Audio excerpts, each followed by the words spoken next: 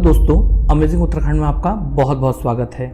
आज हम उत्तराखंड के इतिहास के एक शानदार वंश के बारे में अध्ययन करने वाले हैं।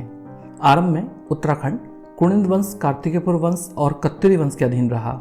एक समय ऐसा भी था जब यहाँ के लोग कार्तिकेयपुर वंश की महानता को दर्शाने के लिए कहा करते थे कि कार्तिकेयपुर वंश के पतन के कारण सारे कुमाऊं में रात्रि हो गई है। लेकिन बाद में हमारे इस वंश के आने के बाद लोगों ने यह कहना आरंभ कर दिया था कि जिस धरती पर अंधेरा हो गया था, आज अब उस पर फिर से प्रकाश हो गया है, क्योंकि इस वंश ने संपूर्ण कुमाऊं पर न केवल दीर्घकाल तक शासन किया, बल्कि कुमाऊं का बड़े स्तर पर सामाजिक सांस्कृतिक विकास भी किया।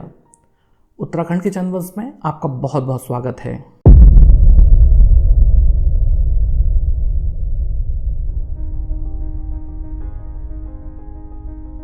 सबसे पहले हम चंदवंश की जानकारी के स्रोतों के बारे में जानेंगे। चंदवंश के संबंध में जानकारी के पर्याप्त साक्ष्य उपलब्ध हैं। इन साक्ष्यों को कई वर्गों में विभाजित किया जा सकता है, जैसे पुरातात्विक साक्ष्य, चंद साहित्य, पवार साहित्य, मुस्लिम साहित्य, विदेशी यात्रियों के विवरण आदि। आगे इन स्रोतों का वर्णन स्वतः ही आता रहेगा। तो अब चलते हैं चंदवंश के प्रथम शासक यानी कि वंश संस्थापक के बारे में जानने के लिए। दोस्तों, यद्यपि चंदवंश उत्तराखंड का एक बहुत प्रसिद्ध वंश रहा है, लेकिन चंदवंश का संस्थापक कौन था, इस संबंध में विद्वानों के मध्य पर्याप्त मतभेद हैं। कुछ विद्वान सोमचंद को चंदवंश का संस्थापक मानते हैं, तो विद्वानों का एक वर्ग ऐसा भी है जो सोमचंद के स्थान पर थोरचंद को इस वंश का संस्थापक मानता है। एक और फ्रेजर, हैमिल्टन तथा डॉक्टर कठौत जैसे विद्वान थोरचंद को चंदवंश का संस्थापक मानते हैं, किंतु इस संबंध में वे जो मत प्रस्तुत करते हैं वे पुराने हैं और वर्तमान में तर्क की कसौटी में खरे नहीं उतरते हैं, इसलिए अधिकांश विद्वान उनके मत का खंडन करते हैं। दूसरी ओर एटकिंसन, भद्रदत्त पांडे तथा कुछ अन्य विद्वान सोमचंद को चंदवंश का संस्थापक मानते हैं। वर्तमान में एटकिंसन तथा भद्रदत्त पांडे के मतों का समर्थन करते हुए अधिकांश विद्वानों द्वारा सोमचंद को ही इस वंश का संस्थापक माना जाता है। आगे हम जानेंगे कि कैसे सोमचंद ने कुमाऊं क्षेत्र में नवीन चंद राजवंश की स्थापना की।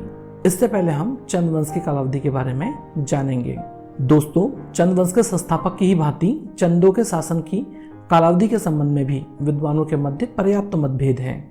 आरंभिक स्रोतों के अभाव के कारण यह आज भी स्पष्ट नहीं हो पाया है कि इस वंश की स्थापना किस वर्ष की गई थी। श्री भद्रदत्त पांडे के अनुसार सोमचंद ने सन 700 ईस्वी में चंदवंश की नींव रखी थी। दूसरी ओर श्री एटकिंसन का मानना है कि चंदवंश की स्थापना सोमचंद ने 10वीं शताब्दी में की थी। डॉक्टर यशवंत सिंह कठौत लिखते हैं कि 7वीं से 10वीं शताब्दी तक कार्तिकेयपुर वंश तथा उसके बाद कत्यूरी वंश उत्तराखंड में राज्य कर रहे थे। इसलिए भद्रदत्त पांडे तथा एटकिंसन द्वारा दी गई चंद शासनकाल की अवधियां दोनों ही गलत हैं। इसलिए समयावधि को संतुलित करने के लिए श्री कठौत लिखते हैं कि चंदवंश की स्थापना बहुत बाद में की गई होगी। इसी प्रकार इलियट महोदय भी थोरचंद को चंदवंश का संस्थापक मानते हुए लिखते हैं कि उसने सन 1261 में चंदवंश की स्थापना की होगी। इस प्रकार कहा जा सकता है कि चंदवंश की प्रारंभिक तिथि के संबंध में विद्वानों के मध्य पर्याप्त मतभेद है, किंतु बाद के शासकों की तिथियों के संबंध में कोई मतभेद नहीं है। आरंभिक तिथियों के बारे में यह कहना अधिक उचित होगा कि इस संबंध में अभी और अधिक शोध की आवश्यकता है। गरुड़ ज्ञानचंद के काल से यह तिथियां अधिक स्पष्ट होने लगती हैं।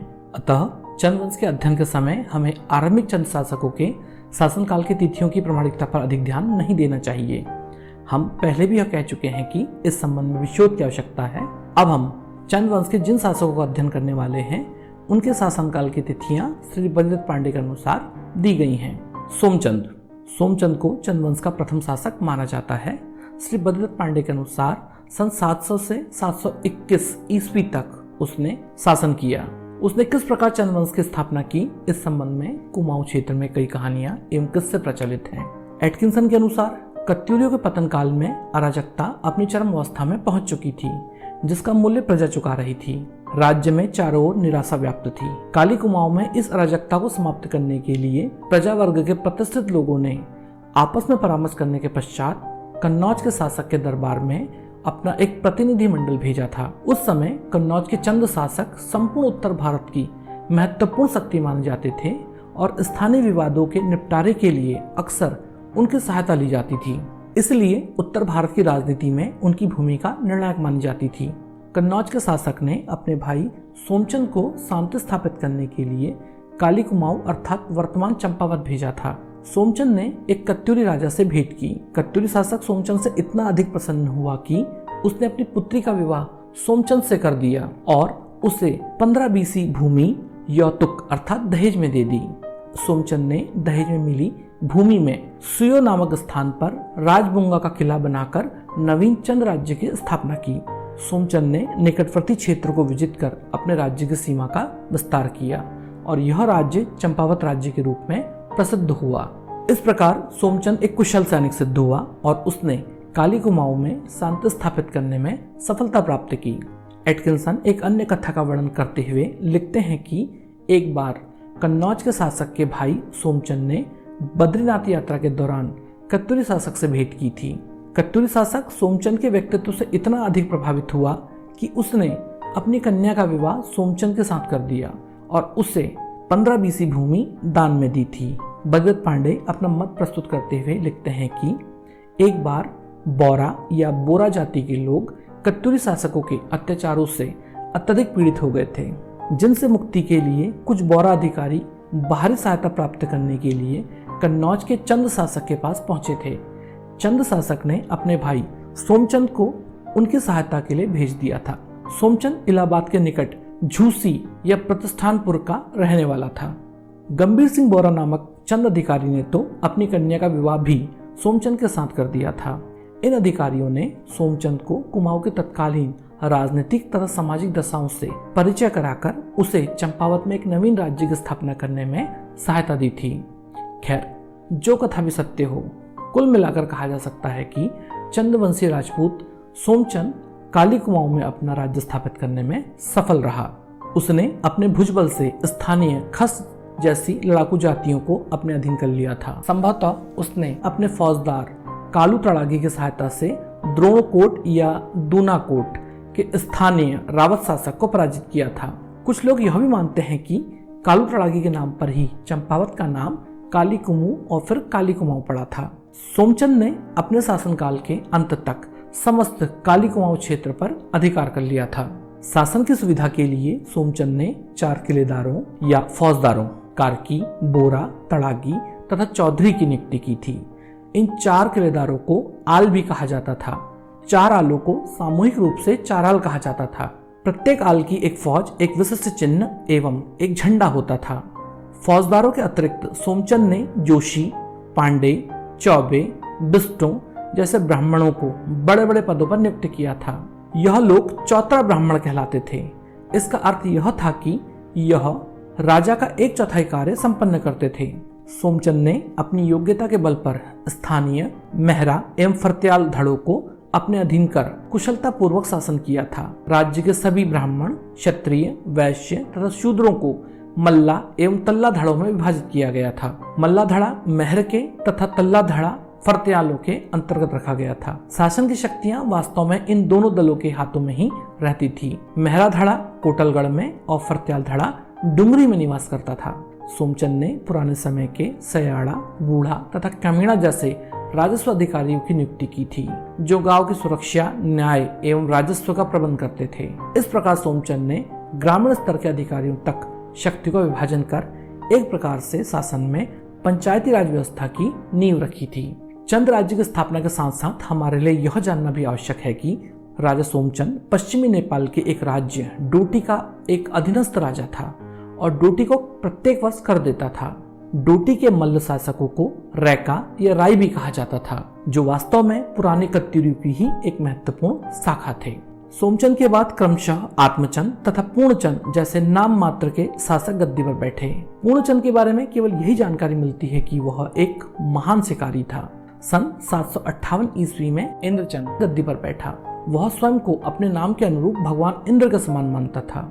वह एक घमंडी शासक सिद्ध हुआ। इंद्रचंद ने अपने राज्य की आर्थिक दशा को सुधारने के लिए रेशम उद्योग को बढ़ावा दिया था। इस हेतु पहली बार नेपाल से कुमाऊं में रेशम के कीड़े मंगाए गए थे और उन्हें पालने के लिए शहतूत के वृक्ष लगाए गए थे। मैदानी क्षेत्रों से रेशम तैयार करने वाले श्रमिक बुलाए गए थे, जिन्हें पटवे कहा जाता था। रेशम तैयार करते समय यह पटवे मजाकिया ढंग में बड़ी बड़ी बातें या अफवाह उड़ाते थे। उनका मानना था कि इससे रेशम में रंग पक्का चढ़ता है।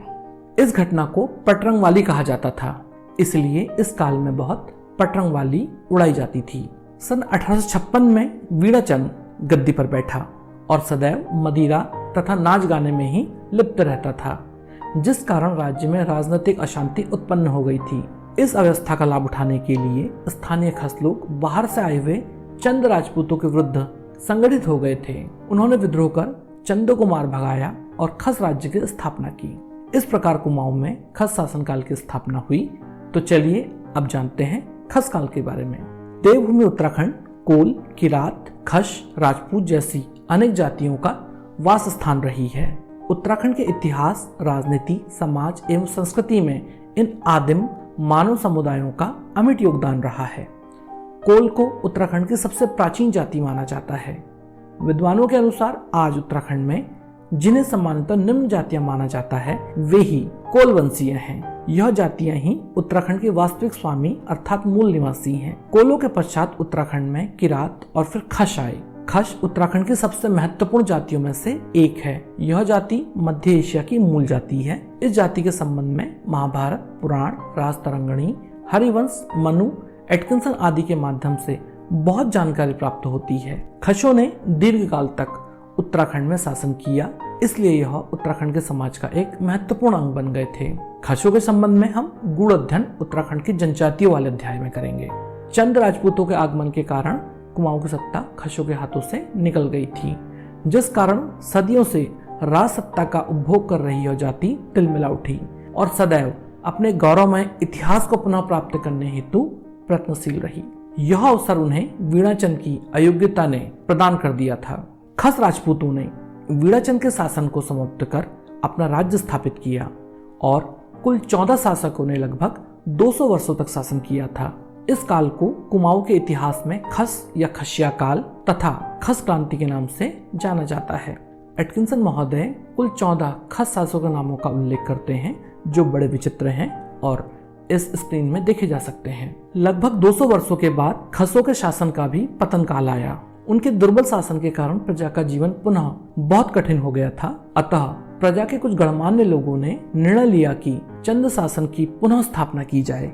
सोनखड़ायत नामक व्यक्ति ने कहा कि चंद वंश के एक व्यक्ति वीरचंद को बुलाकर चंपावत का राजा बनाया जाए। वीरचंद के नेतृत्व में चंदों ने चंपावत पर आक्रमण कर खसों को पराजित कर दिया था।